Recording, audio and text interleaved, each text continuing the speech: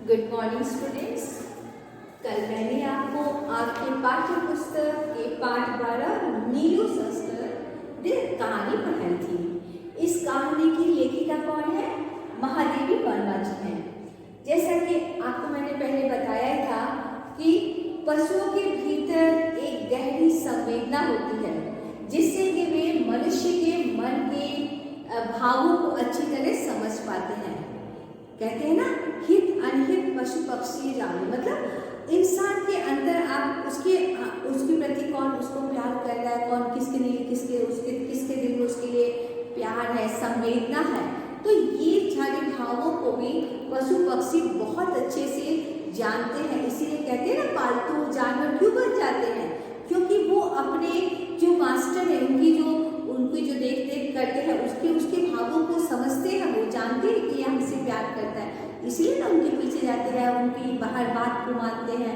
तो इस कहानी के माध्यम से जो लेखिका ने हमें क्या संदेश देना चाहा है कि हमें हमेशा पशु पक्षियों से प्यार करना चाहिए, उनके लिए भी अपने दिल में संवेदना रखनी चाहिए। जैसे कि संवेदना हम अपनों के लिए रखते हैं, ऐसे ये पशु पक्षी जो है ये भी अपने हैं, ये भी इस प्रकृति में रहते हैं हमारी तरह। इसीलिए इनके प्रति भी हमारे दिल में ठीक वैसी संवेदना होनी चाहिए जैसे कि हम अपनों के लिए रखते हैं।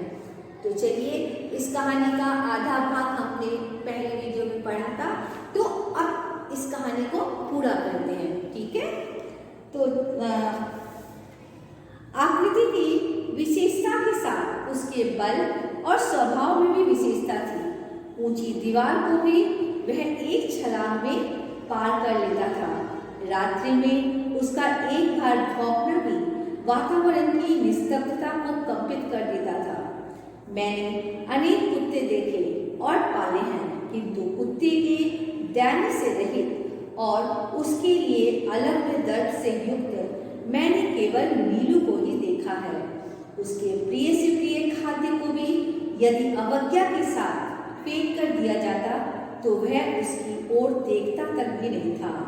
खाना तो दूर की बात थी, यदि उसे किसी बात पर झिड़क भी दिया जाता तो बिना मनाए वह मेरे सामने ही न आता था। विगत 12 वर्षों से उसके बैठने का स्थान मेरे घर का बाहरी बरामदा ही था, जिसकी ऊपरी सीढ़ी पर पोर्टिको के सामने बैठकर वह प्रत्येक आने जाने वाले का निरीक्षण करता रहता। मुझसे मिलने वालों में वह प्राय सबको पहचानता था। किसी विशेष परिचित को आया हुआ देखकर वह धीरे धीरे भीतर आकर मेरे कमरे के दरवाजे पर खड़ा हो जाता था। उसका इस प्रकार आना ही मेरे लिए किसी मित्र की उपस्थिति की सूचना थी। मुझसे आ रही हूँ सुनने के उपरांत वह पुनः बाहर अपने निश्चित स्थान पर जा बैठता था। कुत्ते भाषा नहीं जानते, केवल ध्वनि पहचानते हैं। नीलू का ध्वनि ज्ञान इतना विस्तृत और गहरा था कि उससे कुछ कहना भाषा जानने वाले मनुष्य से बात करने के समान हो जाता था। बाहर या रास्ते में घूमते हुए यदि कोई उससे कह देता, गुरुजी तुम्हें ढूंढ रही थी, नीलू तो वह विद्युत गति से 4 दीवारी फांद कर मेरे कमरे के सामने आकर खड़ा हो जाता। फिर कोई काम नहीं है, जाओ कहने से पहले वह मूर्तिवत एक स्थिति में ही खड़ा रहता। कभी कभी मैं किसी कार्य में व्यस्त होने के कारण उसकी उपस्थिति जान नहीं पाती और उसे बहुत समय तक बिना हिले डुले खड़े रहना पड़ता था। हिंसक और क्रोधी भेड़िए बाप और अखेट प्रिय एल्सेशियन मां से जन्म पाकर भी उसमें हिंसा प्रवृत्ति का कोई चिन्ह नहीं था।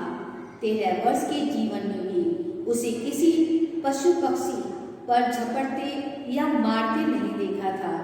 उसका यह स्वभाव मेरे लिए ही नहीं, सब देखने वालों के लिए आश्चर्य की घटना थी। मेरे बंगले के रोशनदानों में प्रायः गौरैया तिनकों से घोंसला बना लेती थी।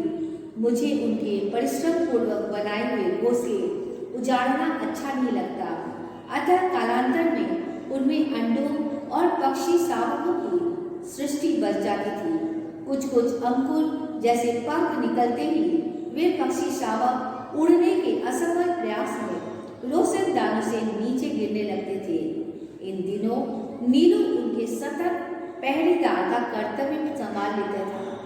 उसके भय से कोई भी कुत्ता बिल्ली उन नादान गिरने वालों को हानि पहुंचाने का साहस नहीं कर पाता था। कभी कभी बहुत छोटे पक्षी शावकों को पुनः घोंसले में रखवाने के लिए वह उन्हें हौले से मुंह में दबाकर मेरे पास ले आता था। जब तक रोशनदान से में सीढ़ी लगाकर मैं उन बच्चों को घोंसले में पहुंचाने की व्यवस्था न कर लेती, तब तक वह या तो बड़ी कोमलता से उन्हें मुंह में दबाए खड़ा रहता या मेरे हाथ में देकर प्रतीक्षा की मुद्रा में देखता रहता। सवेरे नियमानुसार जब मैं मोर, खरगोश आदि को दाना देने निकलती, तब वह चाहे जाड़ा हो चाहे बरसात मुझे दरवाजे पर ही मिलता और मेरे साथ साथ ही घूमता। पक्षियों के कक्ष में 2 फुट ऊंची दीवार पर जाली लगा हुई थी। नीलू दीवार पर दोनों पंजे रखकर खड़ा हो जाता और अपनी गोल गोल आंखें घुमाकर प्रत्येक कक्ष और उनमें रहने वाले का निरीक्षण करता रहता। सबके सो जाने पर वह गर्मियों में बाहर लॉन पर और सर्दियों में बरामदे में तख्त पर बैठकर पहरेदारी का कार्य करता। रात में कई बार वह पूरे कंपाउंड का और पशु पक्षियों के घर का चक्कर लगाता रहता। खरगोश धरती के भीतर सुरंग जैसे लंबे और दोनों ओर द्वार वाले बिल खोद लेते हैं। एक रात मेरे खरगोश बिल खोदते खोदते पड़ोस के दूसरे कंपाउंड में जा निकले। उनमें से कई तो इस अभियान में अगुआ थे, जंगली बिल्ली द्वारा मार दिए गए। अतः एक के पीछे एक निकलते हुए खरगोश में सभी को बिल्ली का आहार बन जाना पड़ता। किंतु उनके सौभाग्य से नीलू ने संभवतः पत्तियों की सरसराहट से सजग होकर 4 दीवारी के पार देखा होगा और उसने खरगोश के संकट को पहचान लिया होगा। उसके कूदकर दूसरी ओर पहुंचते ही बिल्ला तो भाग गया, परंतु खरगोश को बाहर निकलने से रोकने के लिए वह रात भर ओस से भीगता हुआ सुरंग के द्वार पर खड़ा रहा। यह परोपकार नीलू को बहुत महंगा पड़ा, क्योंकि उसे सर्दी लगने से निमोनिया हो गया था और कई दिनों तक इंजेक्शन, दवा आदि का कष्ट झेलना पड़ा। वैसे वह सात भाव से कड़वी दवा भी पी लेता और सुई भी लगवा लेता था। एक बार मोटर दुर्घटना में घायल हो मुझे मार्ग से ही अस्पताल जाना पड़ा। तब संध्या तक मेरी प्रतीक्षा करके और कपड़े, चादर, कंबल आदि सामान अस्पताल ले जाने वालों की हड़बड़ी देखकर उसे न जाने कैसे सब पता चल गया। सब उसकी उदासी देखकर हैरान थे। जब 3 दिन तक उसने न कुछ खाया न पिया, तब डॉक्टर से अनुमति लेकर उसे अस्पताल लाया गया। मुझे अच्छी तरह चारों ओर घूमकर देखने के बाद वह मेरे सामने ही जमीन पर बैठ गया।